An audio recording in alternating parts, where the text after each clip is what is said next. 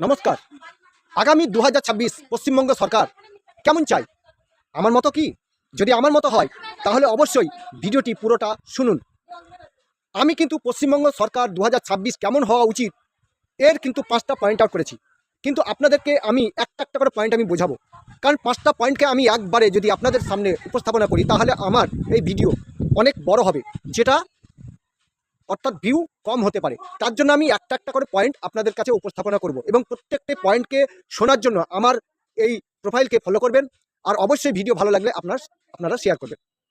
প্রথমত হচ্ছে, আমরা যখনই 1 নম্বর পয়েন্টে আসবো, প্রথমেই আসবো আমরা শিক্ষা ব্যবস্থা।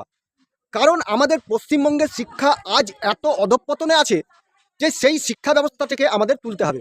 আর শিক্ষা ব্যবস্থা যদি আমাদের পশ্চিমবঙ্গের মধ্যে চলে আসে তাহলে আমরা অটোমেটিকলি প্রত্যেকটা নাগরিক, শিশু থেকে ছাত্র থেকে সব নাগরিক শিক্ষিত হয়ে তাদের চেতনা উদ্বুদ্ধ হবে এবং তারা জীবনে উন্নতি করবে এবং জীবনে যখন উন্নতি করবে পশ্চিমবঙ্গের সরকারেরও বা পশ্চিমবঙ্গেরও অটোমেটিকলি উন্নতি হবে।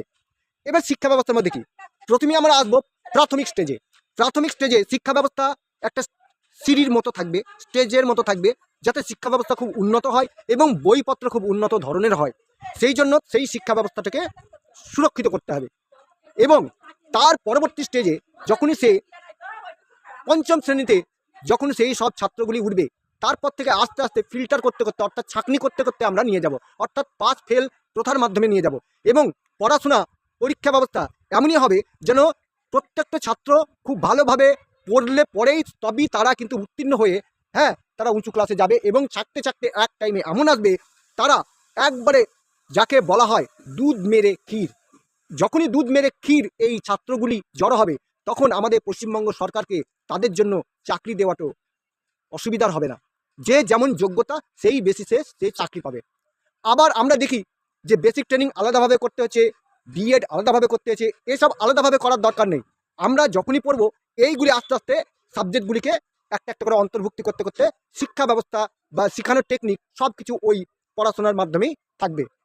আর একটা জিনিস খুব গুরুত্বপূর্ণ, যেটা বর্তমানে আমাদের চলতে গেলে অর্থাৎ দেশের বলেন রাজ্যের বলেন সবের উন্নতি হবে, দুটো সাবজেক্টকে এই বিষয়ের মধ্যে অন্তর্ভুক্ত করতে হবে। সেটা হলো অর্থনীতি, যাকে আমরা ইকোনমিক্স বলি।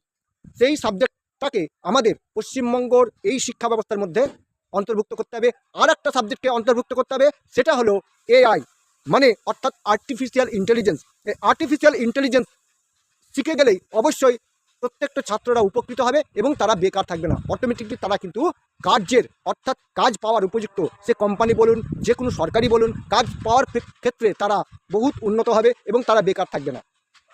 আর শিক্ষা ব্যবস্থা যে ছাঁকনি কেন করলাম, যদি আমরা ছোট থেকে প্রত্যেকটা বাচ্চাকে ছাঁকতে নিয়ে যাই তাহলে যে যার যখনই তারা পিছিয়ে পড়বে তখন তারা কিন্তু আপন নিজের জাতের যা ব্যবসা আছে আপন যে যা কর্ম করে, যে যা কৃষি কাজ করে সে কৃষির কাজে লিপ্ত হবে, যে ব্যবসার কাজে আছে সে ব্যবসার কাজে লিপ্ত হবে, যে যা কাজে অটোমেটিকলি আগে থেকেই তারা কিন্তু রাস্তা ধরে নেবে এবং তারা সেই জায়গায় প্রতিষ্ঠিত হবে এবং তারা এককালীন ব্যবসা শুরু করবে এবং জীবনে ব্যবসাতে কীভাবে এগিয়ে যায় তার জন্য এআই ট্রেনিং থাকছে। এআই ট্রেনিংয়ের মাধ্যমে তারা কিন্তু ব্যবসাতে প্রভূত উন্নতি করতে পারবে বলে আমার মনে হয়। তা আমার দৃষ্টিভঙ্গিতে এই শিক্ষা ব্যবস্থা যদি এমন হয় তাহলে আপনাদের মতামত কি সেটা অবশ্যই আমাকে কমেন্টে জানাবেন। আর অবশ্যই যদি আমার মতের সাথে আপনাদের মিল হয় অবশ্যই ভিডিও শেয়ার করে অন্যজনকে জানার সুযোগ করে দেবেন।